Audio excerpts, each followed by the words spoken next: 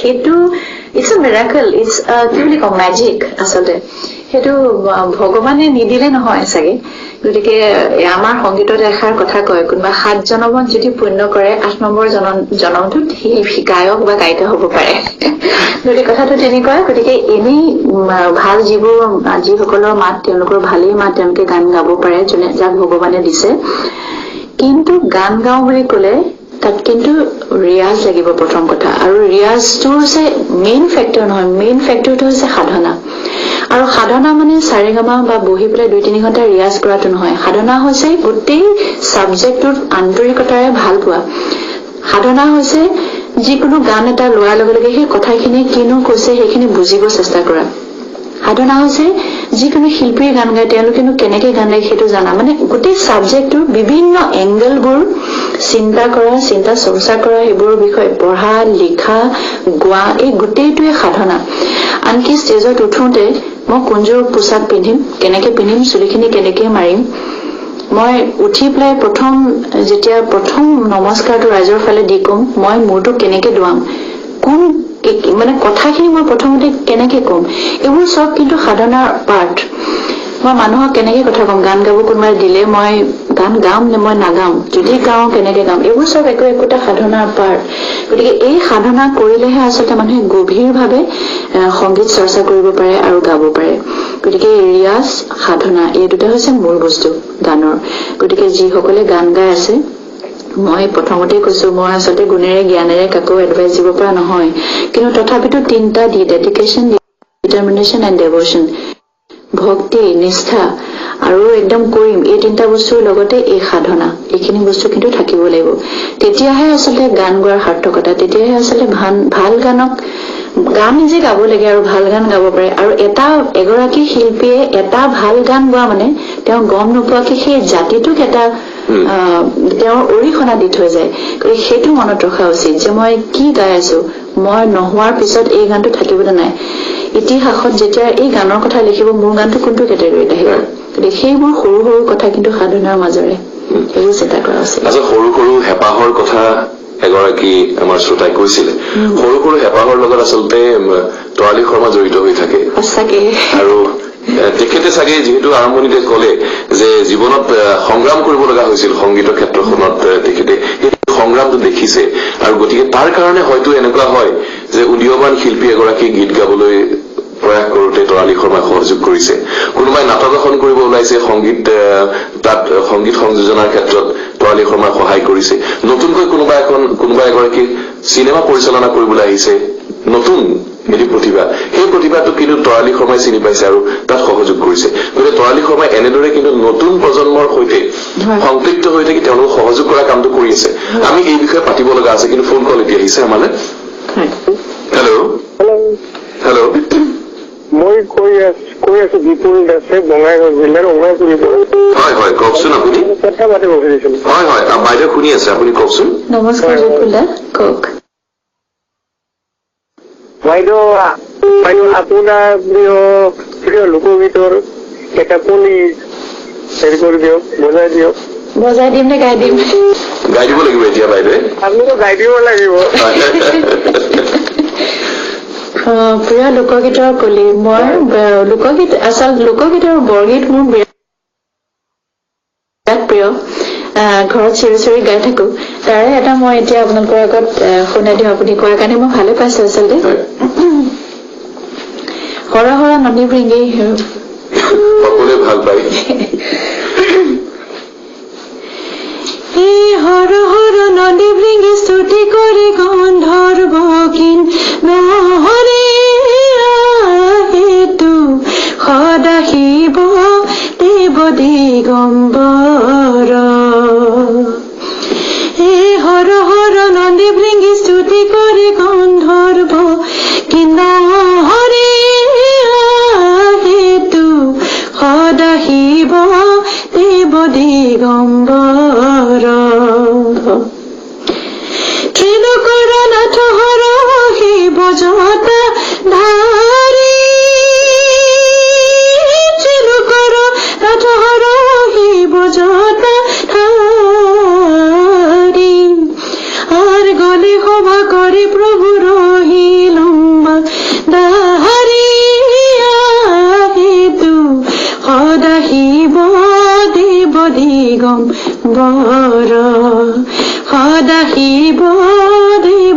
দিগম্বৰ সদা শিৱ দেৱ দিগম্বৰ।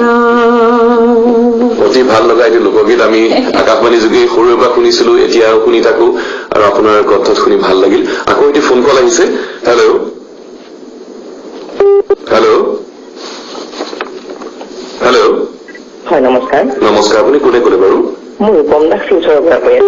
হয় হয়, কওকচোন। মই বাইদেউ সুধিব বিচাৰিছো যে অসমীয়া সংগীতৰ ইতিহাস এজন ছাত্ৰ হিচাপে মই যদি অধ্যয়ন কৰো আৰু ভৱিষ্যতে চৰ্চা কৰিব বিচাৰিছো অসমীয়া সংগীত জগতৰ ইতিহাসখন, তো সেই ক্ষেত্ৰত তেওঁ কি পৰামৰ্শ দিয়ে? তদুপৰি অসমীয়া সংগীত জগতৰ যি ধৰণৰ বিতৰ্ক কিছুমান হৈ থাকে সেই ক্ষেত্ৰত তেওঁ কবলগীয়া কি ধৰণৰ? আৰু যদি দীঘলীয়া নহয় প্ৰশ্নটো আকৌ এটা সুধিব বিচাৰিছো, ভাল শ্ৰোতা হবলৈ কি গুণৰ দৰকাৰ বা কি লক্ষ্য কৰিব ভাল শ্ৰোতা হবলৈ এজন ছাত্ৰই? ধন্যবাদ। মোৰ নমস্কাৰ আপোনালৈ। প্ৰথম কথা হৈছে কি অসমীয়া সংগীতৰ ইতিহাস। অসমীয়া সংগীতৰ ইতিহাস জানিবলৈ প্ৰথম যিটো কথা দৰকাৰ হ'ব সেইটো হৈছে আপুনি অসমীয়া সংগীত হাড়ে হিমজুৱাই ভাল পাব লাগিব। এই ভাল পোৱাটো আপোনাক ইতিহাসলৈ লৈ যাব। প্ৰথম লক্ষীৰাম বৰুৱাৰ পৰা আমি হয়তো আৰম্ভ কৰিব লাগিব আধুনিক গীতৰ, কিন্তু তাতকেও আগত আধুনিক গীতৰ ক্ষেত্ৰত কৈছো, কিন্তু তাতকেও আগত গুৰু দুজনে যি দি থৈ গৈছে তাৰ আগত বৈষ্ণৱ প্ৰচাৰ হোৱাৰ আগতে, বৈষ্ণৱিজম প্ৰচাৰ হোৱাৰ আগতে কিন্তু এই গোটেই চাৰিওফালে পীঠবোৰ আছিল, শক্তিপীঠবোৰ।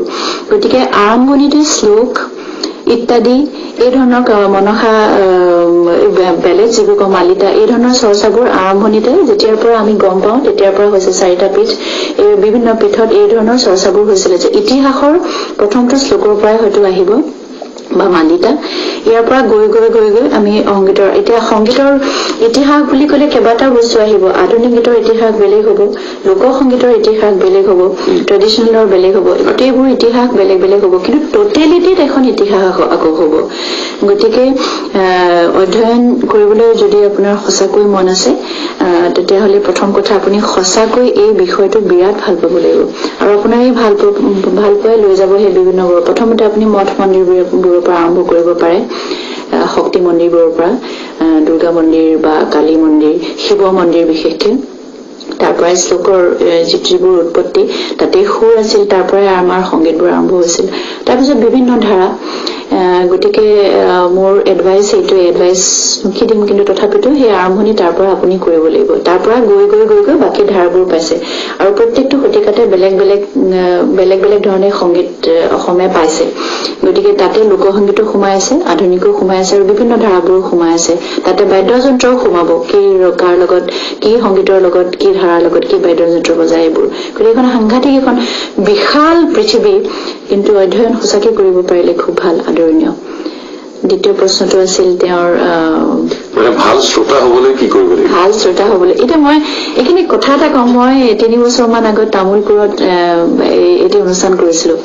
তামোলপুৰৰ অনুষ্ঠানটো মোৰ এইটো কাৰণে খুব মনত থাকি যায়। তামোলপুৰ একজেক্টলি ঠিক নহয় জেগাটো, মই নামটো এতিয়া পাহৰিছো।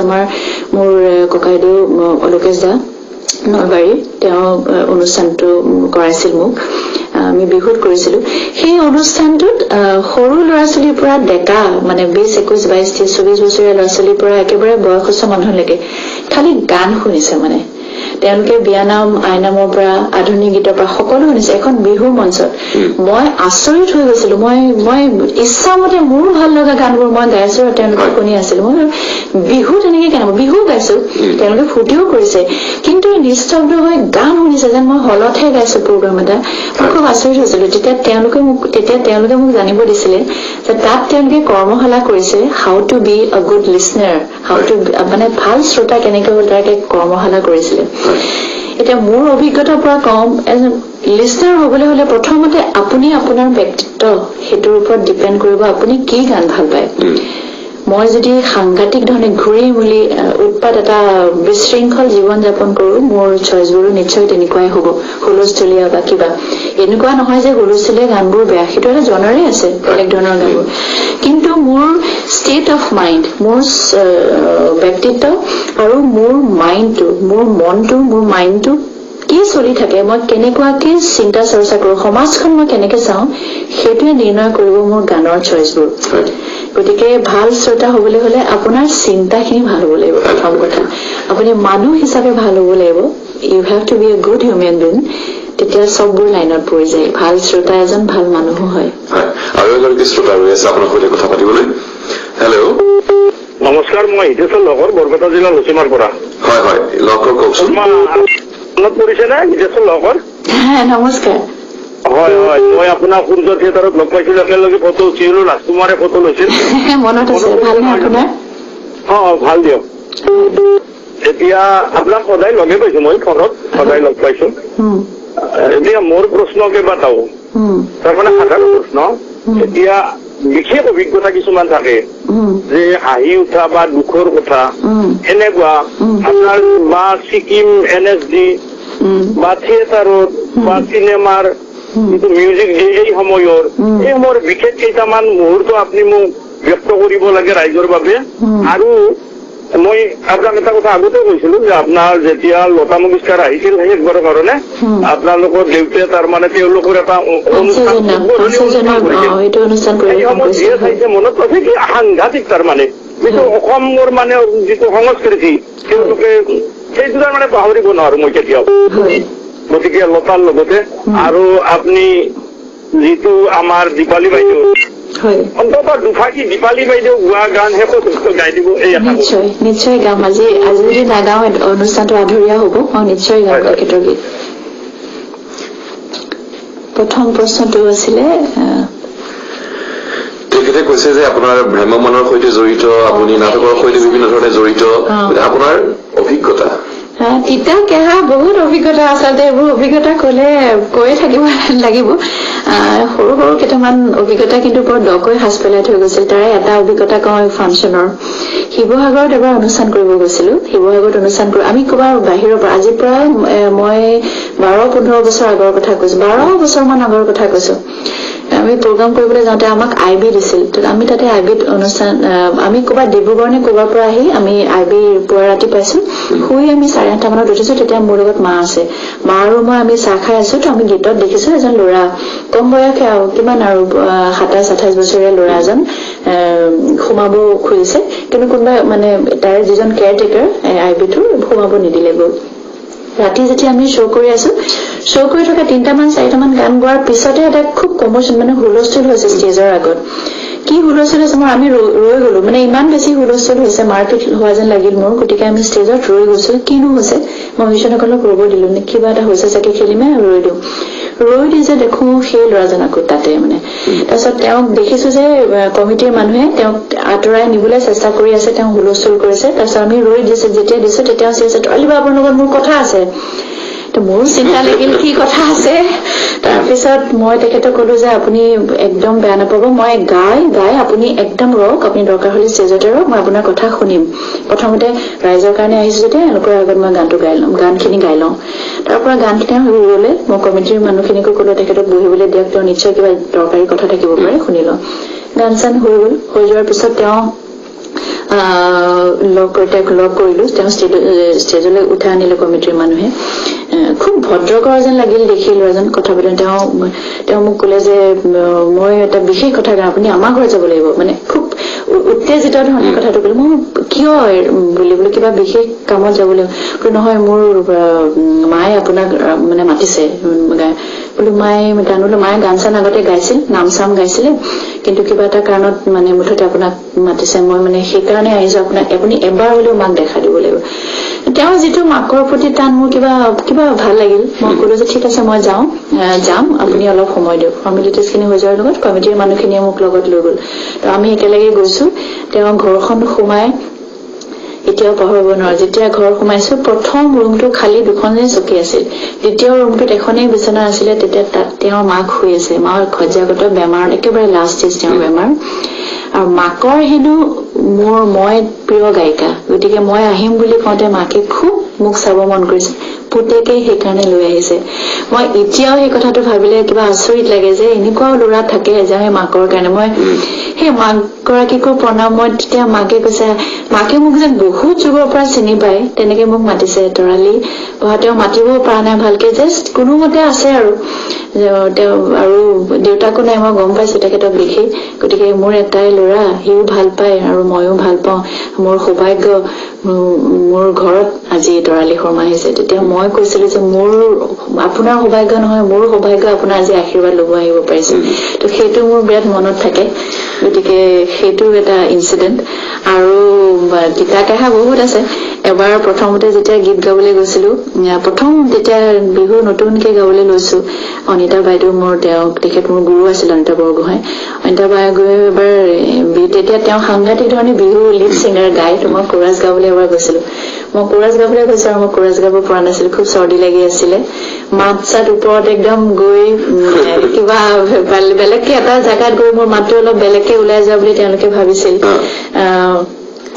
আৰু মনিটৰ ৰুমৰ পৰা খুব হাঁহিছিল একো গাব নাজানে কাৰণ চকুন ছোৱালী লৈ আহিছে এনেকুৱা ধৰণৰ কথা কিছুমান আল্টিমেটলি মোক গাব দিয়া নাছিল ষ্টুডিঅ'ৰ পৰা ওলাই দিছিল ষ্টুডিঅ'ৰ পৰা ওলাই দিছিল মানে ভদ্ৰকে আৰু গাব নালাগে বুলি কৈ সেইটো মোৰ মনত থাকে পিছৰ পৰ্যায়ত সেই যিসকলে উলিয়াই দিছিল পিছৰ পৰ্যায়ত তেওঁলোকে প্ৰিয় গায়িকাৰ কথা কলে মোৰ নামটো কয় সেইটো মোৰ কাৰণে বৰ ডাঙৰ আশীৰ্বাদ বুলি ভাবো গতিকে তেনেকুৱা ইনচিডেণ্টটো গৈছে আৰু হাঁহি উঠা ইনচিডেণ্টটো বহুত গৈছে কেতিয়াবা নিশ্চয় সুবিধা পালে লিখিম আৰু দীপালী বৰঠাকুৰ বাইদেউৰ গীত এটি দীপালী বৰঠাকুৰক আচলতে মই মাহী বুলি মাতিছিলো দীপালী মাহীৰ বায়েক পুতুলি মাহী আমাৰ ঘৰৰ সন্মুখৰ তেওঁলোকৰ ঘৰ আছিল আৰু কি বুলি কম আৰু এতিয়া ভাষা নাই কেতিয়াবা বিতংকে কম দীপালী মাহী আৰু মোৰ সম্পৰ্ক কি আছিল তেতিয়া যিটোকে গীত গাব দিছে তেখেতৰ গীত গাব ওলোৱাটো সাংঘাতিক দৃশ্যতা তথাপিতো আপুনি অনুৰোধ কৰিছে কাৰণে মই দুটা ফাঁকি গাই দিছো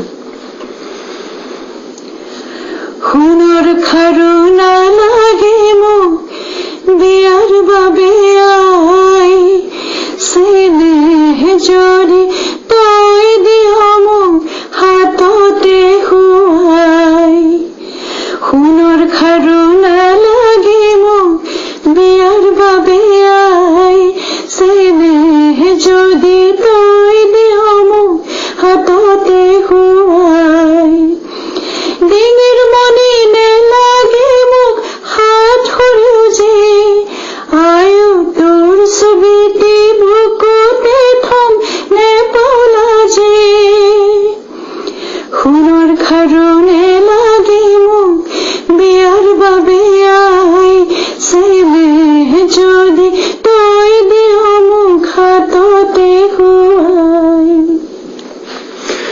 খুব ভাল লাগিল আৰু আচলতে আমি এটা প্ৰসংগ উলিয়াইছিলো সেই প্ৰসংগটো আমি কথা পাতিব পৰা নাই আৰু অনুষ্ঠান সামৰিবৰ প্ৰায় সময় হৈছে গতিকে যুৱ প্ৰজন্মৰ নাটকতেই হওক চিনেমাতেই হওক সংগীততেই হওক সেই প্ৰতিভাবিলাক আপুনি চিনি পায় আৰু তেওঁলোকৰ লগত আপুনি জড়িত হৈ থাকে এই যুৱ প্ৰজন্মৰ যিটো সাংস্কৃতিক চিন্তা আৰু আপুনি যে তেওঁলোকৰ লগত জড়িত হৈ থাকি তেওঁলোকক সহযোগ কৰে সেই সম্পৰ্কে কওকচোন মই ভাবো তাৰমানে পৃথিৱীখন সলাবলৈ হলে আমি আৰম্ভণিৰ পৰা যাব লাগিব স্কুলত মই ভাবো যে কালচাৰেল ষ্টাডিজৰ বিৰাট প্ৰয়োজন যেনেকে বিজ্ঞান আছে বা অংক নীতি শিক্ষা আছে বা অংক আছে একোটা বিষয় এনেকে কালচাৰেল ষ্টাডিজ থাকে কালচাৰেল ষ্টাডিজ এটা বিষয় হ'ব লাগে কমানত তেওঁলোকে অলপকে পঢ়িলে যেতিয়া ক্লাছ 10 পাই বিষয় জানিলে সকলোখিনি আমাৰ অসমৰ ঠিক তেনেকে যোনে পৃথিৱীখন বেলেগকে চাই যিখিনি ল'ৰাই স্কুল কলেজ পঢ়ি আহি তেওঁলোকৰ এটা পাৰ্টিকুলাৰ টাইম সেই ল'ৰা ছোৱালীখিনিয়ে তাৰমানে জীৱনটো বেলেগকে চাই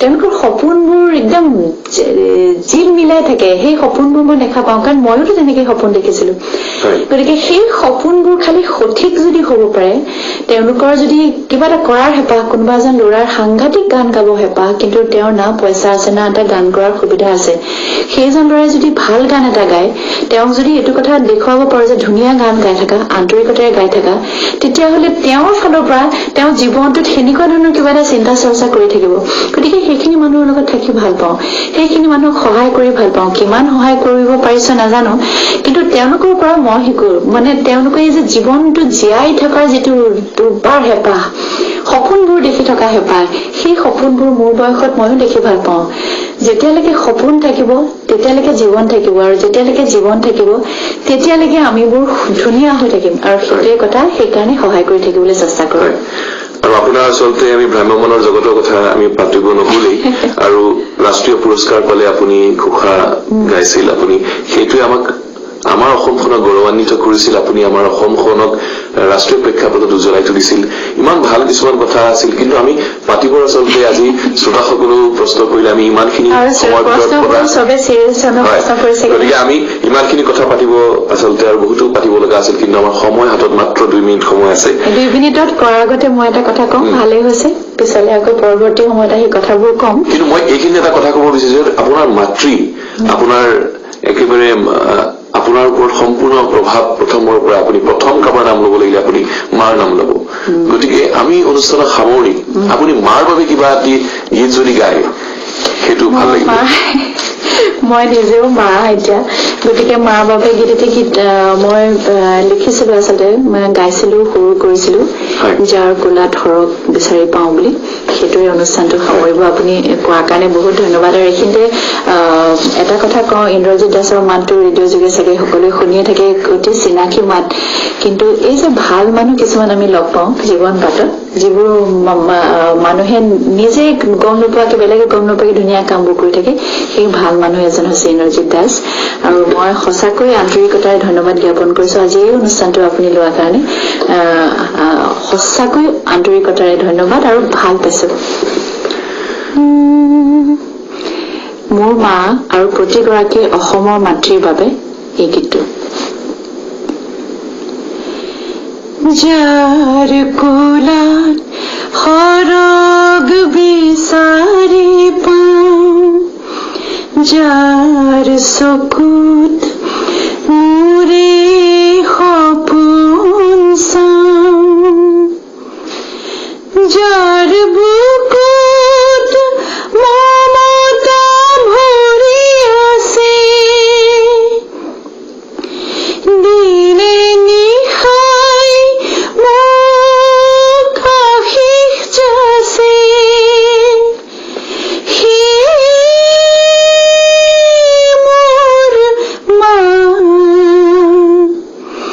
মোৰ আজলি মা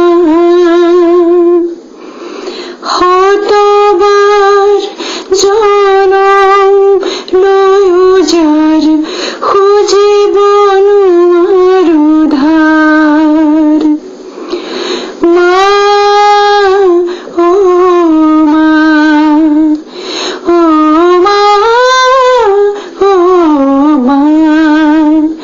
যাৰ কোলাত হৰগ বিচাৰি পাওঁ